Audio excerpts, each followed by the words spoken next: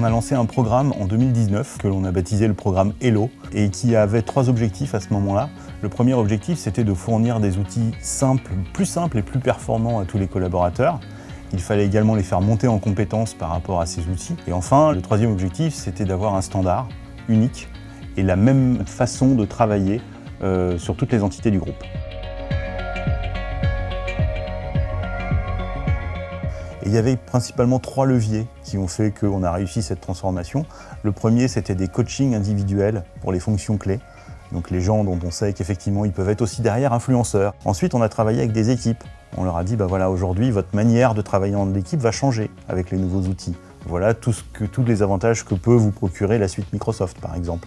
Et quels sont vos cas d'usage et comment on peut y répondre. Et enfin, le troisième aspect, c'est des réunions régulières sous forme de webinars, des newsletters qui expliquaient des points précis, comment utiliser telle ou telle fonctionnalité de tel outil parce qu'elle apporte de la valeur.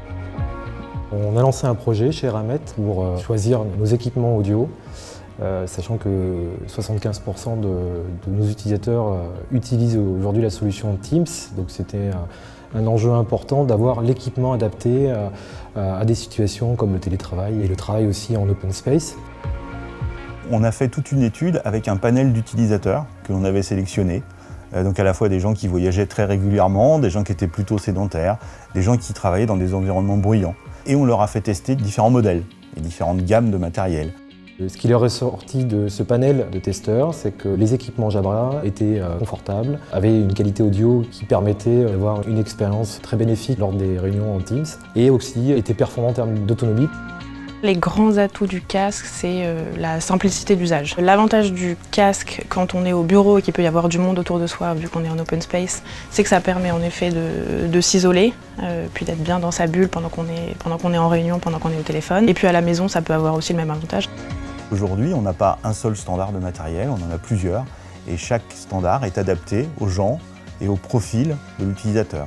Typiquement, les gens qui voyagent beaucoup préféreront, comme moi, avoir quelque chose de très light. Et des gens qui voyagent un peu moins, mais qui sont dans un environnement un peu plus bruyant, préféreront avoir quelque chose qui les isole un peu plus du bruit ambiant. Donc quelque chose qui est beaucoup plus englobant au niveau de l'oreille, par exemple.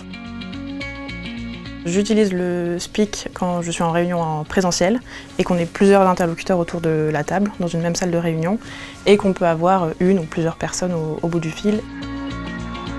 À partir du moment où on s'entend bien, où on se comprend bien, les gens ont beaucoup moins de freins à utiliser les nouveaux outils. Toute cette transformation et le fait effectivement d'être dans des conditions optimum quand on fait une visioconférence ont largement augmenté la productivité des collaborateurs Eramet.